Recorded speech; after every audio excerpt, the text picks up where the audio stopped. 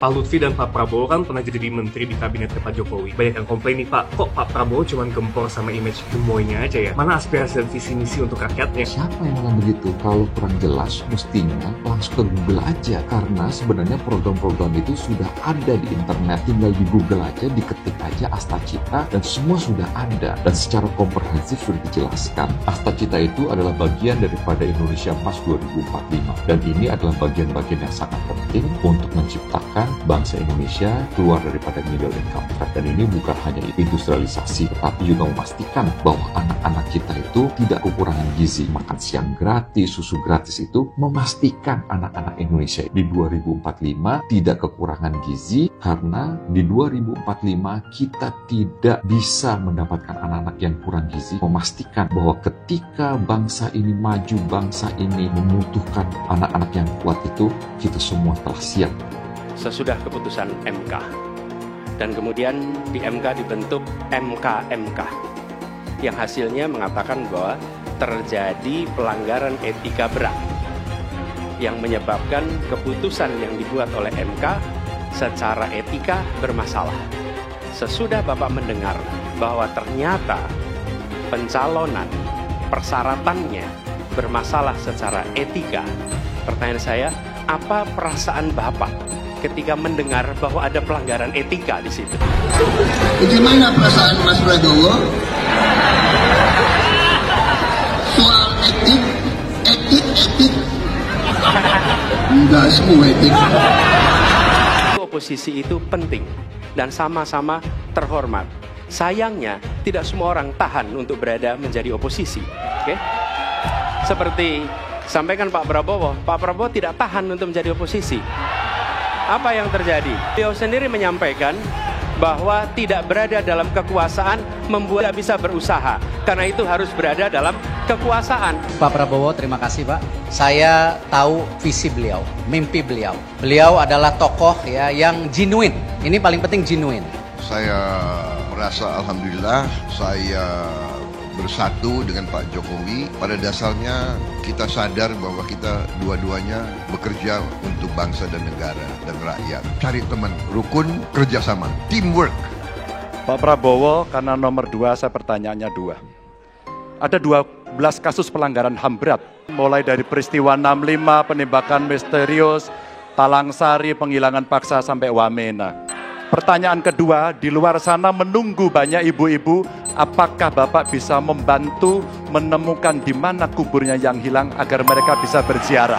Apalagi mau ditanya kepada saya sudah menjawab berkali-kali, ada rekam digitalnya. Saya sudah jawab berkali-kali, tiap 5 tahun kalau polling saya naik, ditanya lagi soal itu.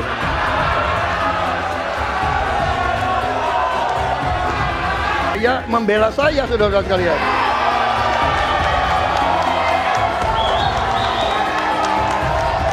Jadi masalah HAM jangan dipolitisasi, Mas Ganjar ya. Apa komentar Pak Prabowo terhadap putusan MK yang melahirkan MK itu? Itu aja.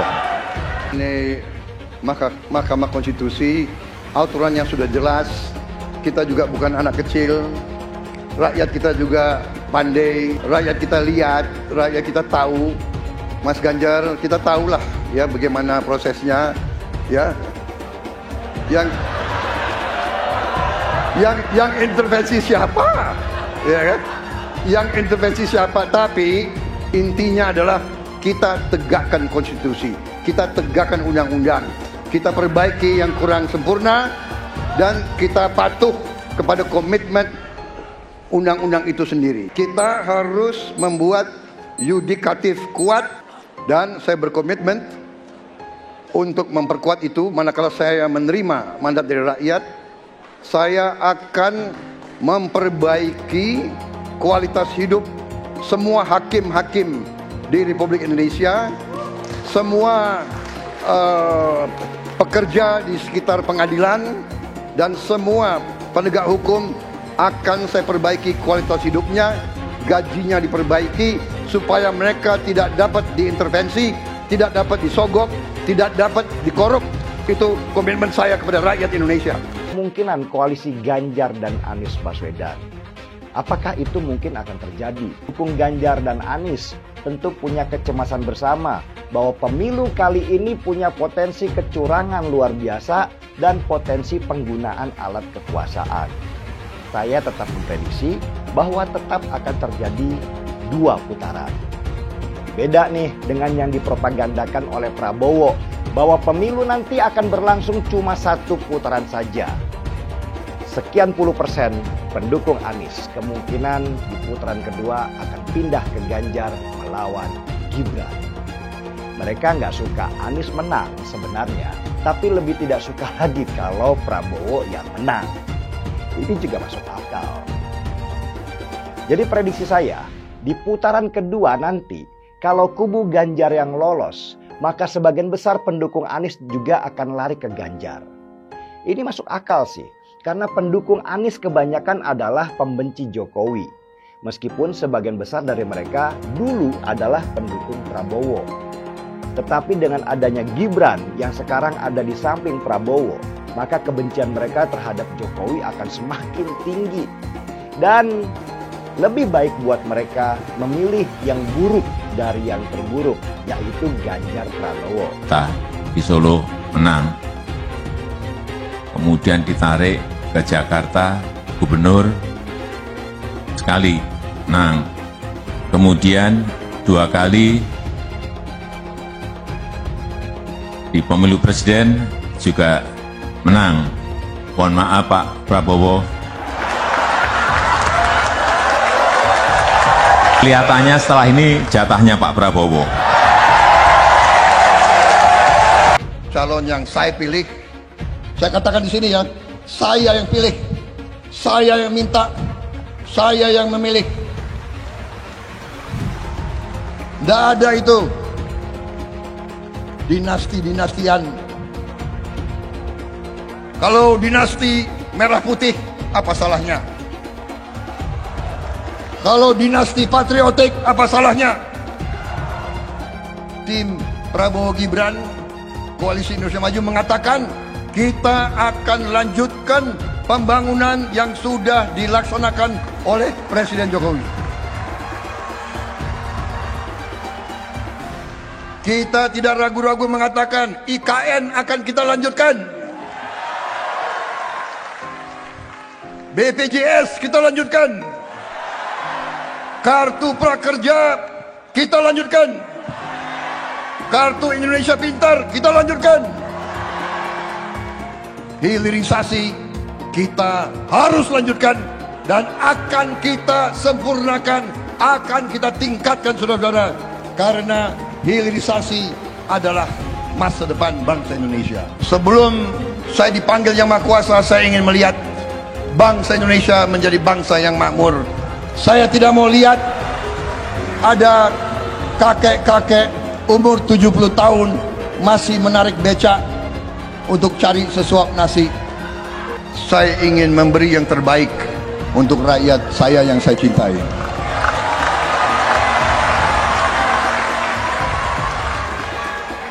Saya selalu menggaungkan yang namanya narasi keberlanjutan, narasi penyempurnaan.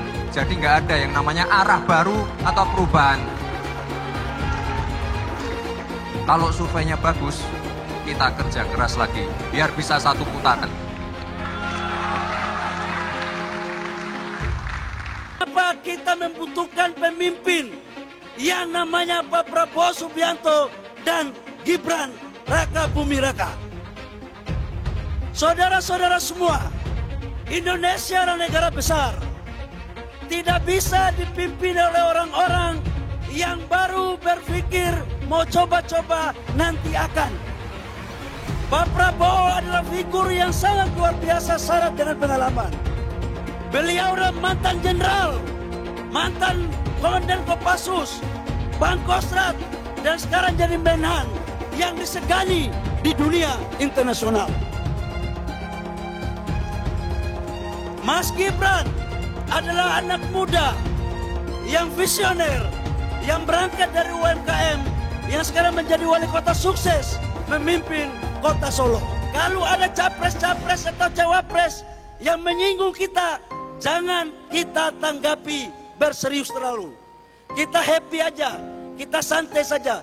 Biasanya kalau yang sudah mau kalah itu panik dan bawaannya marah-marah saja. Itu biasanya marah-marah saja terus. Dan kalau yang menang itu biasanya senyum-senyum saja.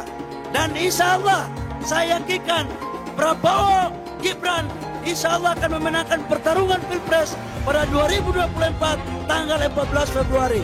Setuju? Pak Prabowo maju jadi presiden, partainya sendiri, tidak ada yang mengendalikan. Nah, biayanya saya yakin dia punya uang. Kepentingan pribadinya nggak ada. Anaknya cuma satu, sudah mandiri itu menjadi desain interiornya BMW. Nggak ikut politik, jauh dari politik. Ya kan?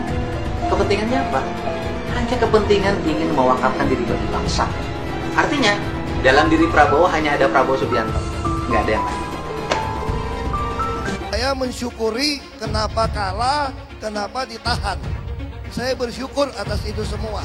Saya coba bayangkan ya, kalau seandainya waktu itu kita menang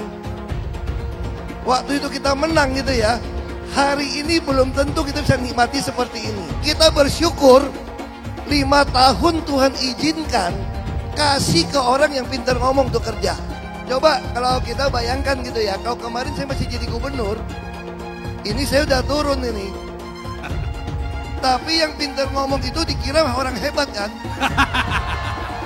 Ini lebih berbahaya tahun 2024. Langsung ketahuan karakternya. Langsung ketahuan itu. Di saya juga ada kutipan Pak di kamar saya Pak. Tulisannya, Jakarta telah mengambil keputusan yang fatal. Jangan hanya konsentrasi pada pembangunan benda-benda mati yang indah difoto dan bisa ditunjukkan dalam 5 tahun hasilnya. Kalau kita mau menilai sebuah janji, maka lihat janjinya atau lihat kenyataannya. Dulu janjinya apa ya? Dan ini aneh, betul-betul aneh. Ini bukan kampanye, tapi saya sampaikan sini. Di satu sisi menyiapkan jalur-jalur air untuk dikirim ke laut, di sisi lain di lautnya dipasang dengan pulau reklamasi, tinggal tunggu waktu jadi rob, air balik.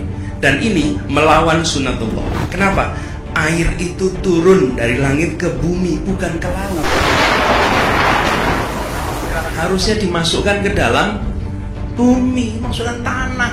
Di seluruh dunia air jatuh itu dimasukkan ke tanah. Bukan dialirkan pakai gorong-gorong raksasa ke laut. Jakarta telah mengambil keputusan yang fatal.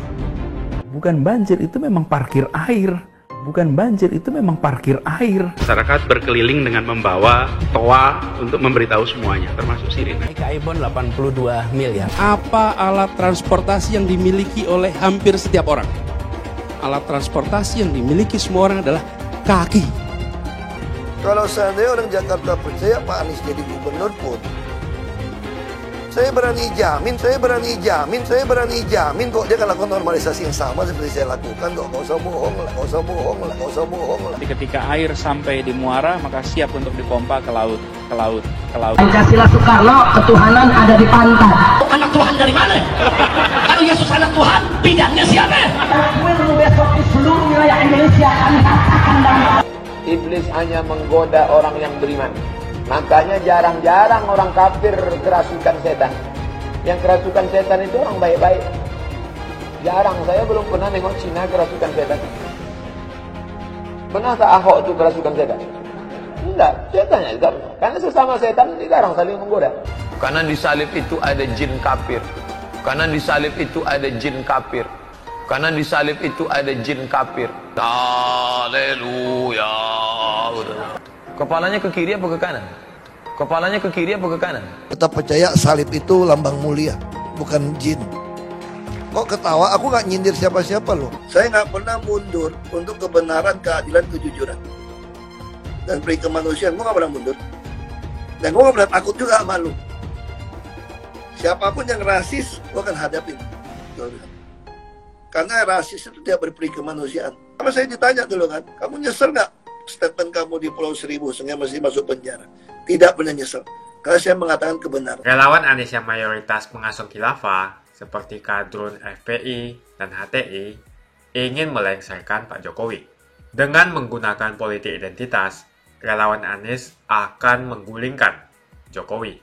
Tapi pendukung Anies lupa bahwa 82% penduduk Indonesia suka dengan kinerja Pak Jokowi. Ingat, di belakang Anies ada ormas pengasuh khilafah, seperti FPI, HTI, PA212. Saya yakin sebentar lagi karma Ahok akan mengejar Anies Baswedan. Teman-teman, belakangan IKN kembali menyeruak sebagai isu politik yang ramai diperbincangkan karena meningkatnya suhu politik nasional. 3 paslon yang sedang berkontestasi sudah menunjukkan keberpihakannya terkait keberlanjutan ibu kota negara baru ini. Teman-teman, IKN itu bukan sekedar proyek gagah-gagahan Pak Jokowi. Udah jelas kok, relevansi dan urgensi IKN itu ada, nyata, dan sudah melalui kajian ilmiah. Pertama-tama, saya ingin sepakat dulu bahwa memindahkan ibu kota negara itu nggak sama dengan memindahkan kota Jakarta ke kota lain, seperti yang diisukan oleh kebanyakan orang-orang yang nggak ngerti. Jadi ada paslon yang bilang bahwa daripada IKN, mendingan kita bikin aja 14 kota baru di Indonesia yang levelnya mirip kota Jakarta. Saya sengaja nggak mau menyebutkan paslon mana yang mengatakan ini, karena saya nggak ingin terjebak ke dalam sentimen pilpres dalam video ini. Singapura, sebagai perbandingan, kepadatannya adalah 8.000-an orang per kilometer persegi. Sementara Kuala Lumpur, ibu kota Malaysia, kepadatan penduduknya adalah kurang lebih 8.000-an orang per kilometer persegi. Nah, DKI Jakarta berapa? Kurang lebih sama dengan Singapura dan Kuala Lumpur digabung, yaitu 16.704 orang per kilometer persegi. Saat ini, Jakarta masih menjadi pusat pemerintahan sekaligus pusat ekbis. Tadi saya bicara kepadatan penduduk berlebih. Begini, Jakarta memiliki jumlah penduduk 10,6 juta jiwa pada 2021 kalau merujuk kepada BPS. Dengan luas wilayah yang cuma 661,5 km persegi, Jakarta menjadi kota yang sangat padat sekali.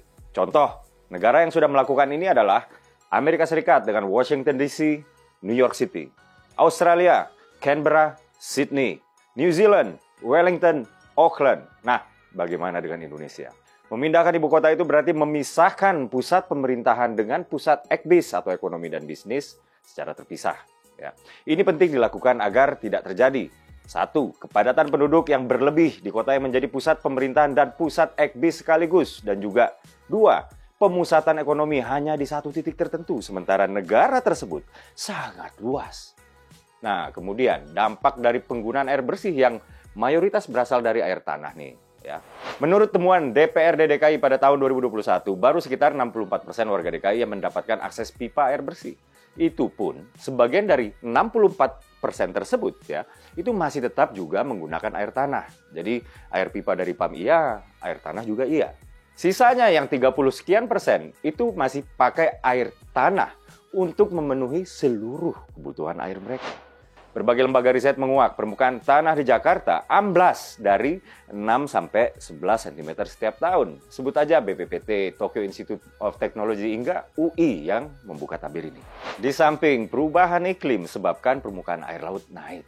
Jadi kalau air tanahnya turun, air lautnya naik, nggak heran dong. Maka nggak heran, statistik sektoran Provinsi DKI Jakarta mencatat bahwa konsumsi air tanah hampir mencapai jutaan kubik per tahun. Jakarta Selatan tercatat sebagai wilayah yang paling tinggi konsumsi air tanahnya. Pertama, karena Jaksel adalah daerah dengan kepadatan penduduk yang tinggi. Kedua, karena distribusi pipanisasi yang kurang merata. Pak Jaya Arif Nasruddin, Direktur Utama Perumda PAM, mengatakan bahwa dengan eksploitasi air tanah yang berlangsung terus-menerus, diprediksi 90% wilayah Jakarta akan tenggelam tahun 2050. Sebuah prediksi yang sama telah disampaikan oleh para ahli. Nah, terdapat 2 jenis sumber limbah, limbah rumah tangga dan juga limbah industri ya, atau yang sehari-hari kita sebut keduanya sampah. Tahu nggak teman-teman, kalau DKI Jakarta memproduksi 7.500 ton sampah per hari, dan ini kalau kita visualisasi, sampah per hari itu sebesar Candi Borobudur. Teman-teman, setiap manusia melakukan setidaknya 2 aktivitas ekonomi, yaitu produksi dan konsumsi. Ketika dia melakukan aktivitas produksi, dia akan menghasilkan limbah. Ketika dia melakukan aktivitas konsumsi, dia juga akan menghasilkan limbah. Itu baru aktivitas ekonomi, belum aktivitas sosial, politik, dan lain-lain. Nah, teman-teman, alam memang memiliki kemampuan untuk beregenerasi, tapi terbatas. Kalau sudah bicara limbah sebesar itu terkumpul dalam sehari, ini udah pasti melebihi daya dukung alam. Jakarta akan lebih kondusif untuk berbenah diri. Itu dia kenapa pemindahan ibu kota ini menjadi penting. Singkat cerita, karena paradigma pembangunan yang Indonesia sentris, ya, supaya pengambilan kebijakan negara dilakukan persis di tengah peta Indonesia yang tentunya berdampak terhadap kualitas kebijakan itu sendiri dan dampak sosial ekonominya, juga alasan geopolitik, serta dalam rangka menyelaraskan dengan cita-cita Bung Karno. Maka disepakatilah IKN baru di Penajam Pasir, Kalimantan Timur. Kembali, setelah ramai diperbincangkan, bahkan dikritik habis. Bukan Pak Jokowi namanya kalau nggak kerja, kerja, kerja. Bukan bicara, bicara, bicara. Dikutip dari kantor berita CNN Indonesia, Pak Jokowi mulai membangun markas TNI dan markas Polri di IKN. Markas Komando Distrik Militer Kodim ya, di IKN dibangun di tanah 3,29 hektar. Pak Jokowi berkata markas militer ini akan dibangun dengan konsep bangunan ramah lingkungan atau green building. Di daerah ini dibangun kantor Kodimnya, hunian personel, pos, dan rumah jaga, gudang amunisi, ada aulanya, dan juga prasarana pendukung lainnya. Kata Pak Jokowi, tadi saya disampaikan oleh Kapolri bahwa akan ada CCTV di semua sudut-sudut. Akan ada comment centernya, akan ada analis untuk AI-nya, kata Pak Jokowi ya. Dengan kecanggihan ini, Pak Jokowi pengen IKN menjadi contoh dalam penanganan kriminalitas. Lanjut kata Pak Jokowi, akan kita jadikan contoh bahwa ibu kota Nusantara adalah ibu kota yang aman dan tidak ada kejahatan sama sekali ke depan yang berkaitan dengan kriminalitas. Sementara kantor kepolisian Resor IKN dibangun di lahan 12 hektar. Polres IKN sendiri akan diperkuat 750 orang polisi yang disebar ke 6 polisian sektor atau polsek. Polres IKN dibangun dengan kekuatan teknologi mutakhir. Pak Jokowi ingin kepolisian di ibu kota negara baru adaptif terhadap perkembangan teknologi. Setidaknya ada hampir 1 juta ASN pemerintah pusat.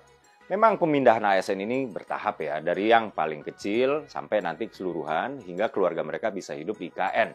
Puncaknya nanti, kalau kita asumsikan 1 orang ASN membawa pasangan dan 2 orang anak, maka hampir 4 juta orang Jakarta pindah ke IKN. Sementara pusat ekbis ya tetap di Jakarta.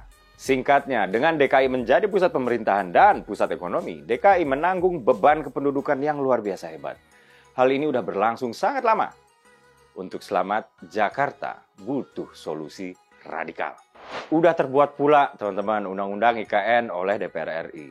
Ini artinya pembangunan IKN yang sedang dilakukan oleh Pak Jokowi kini adalah mandat undang-undang.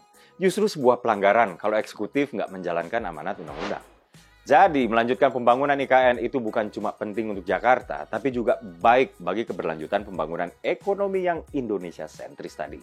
Semakin dekat Pilpres, relawan Anies semakin beringas dan Anies semakin galau. Dengan menggunakan politik identitas, relawan Anies akan menggulingkan Jokowi. Relawan Anies yang mayoritas pengusung khilafah seperti kadrun FPI dan HTI ingin melengsarkan Pak Jokowi. Tapi pendukung Anies lupa bahwa 82% penduduk Indonesia suka dengan kinerja Pak Jokowi. Saya pikir kalau terjadi baku hantam, maka ada 82% yang akan menghajar kadrun pengusung khilafah itu. Nasdem pun semakin pusing melihat Anies, karena elektabilitas Anies semakin jatuh. Dan banyak kader-kader Nasdem terjerat kasus korupsi, seperti belakangan kasus korupsi BTS. Kasus korupsi 8 triliun yang dilakukan oleh kader terbaik Nasdem yaitu Johnny G. Plate ini sangat menghantam Partai Nasdem, Menteri dari Kementerian Pertanian, di mana ini juga adalah dari Partai Nasdem. Apalagi belakangan ada 120.000 kader dari Partai Nasdem pindah ke Partai Perindo. Semenjak Nasdem mengusung Anies, banyak sekali petaka yang diterima oleh Nasdem. Apakah ini merupakan karma dari Ahok? Silahkan komentar di kolom komentar. Yang jelas saya tidak akan memilih Anies, karena Anies bukan pribumi yang jelas. Dan Anies juga merupakan antitesis daripada Jokowi. Antitesis artinya bertolak belakangan dengan semua kebijakan Jokowi. Anies sudah terang-terangan menyebutkan dia tidak akan melanjutkan kinerja dari Pak Jokowi.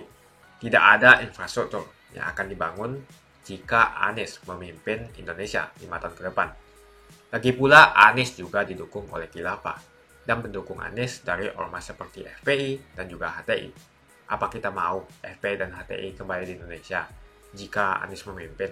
Anies adalah bapak politik identitas yang menghalalkan segala cara untuk menggapai kekuasaan, termasuk menggunakan politik identitas berbasis agama.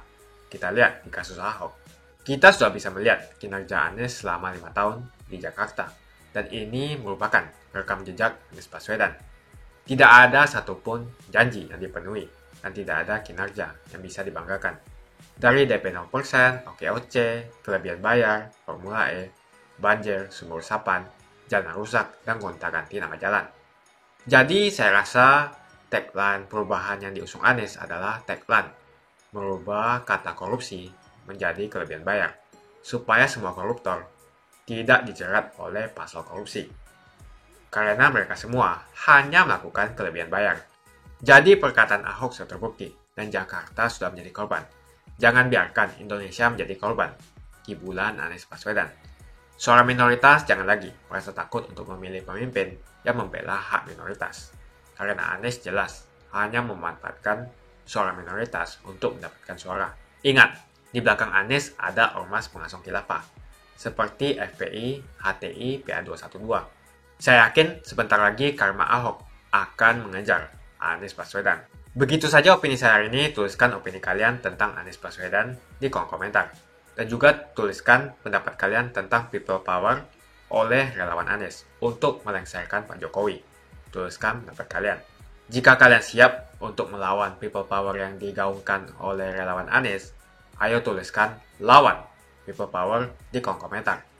Pastikan Anda semua like video ini dan bagikan video ini ke teman dan family Anda supaya mereka semua mengetahui tentang informasi ini. Tekan tombol subscribe dan bunyikan lonceng notifikasi supaya kamu tidak ketinggalan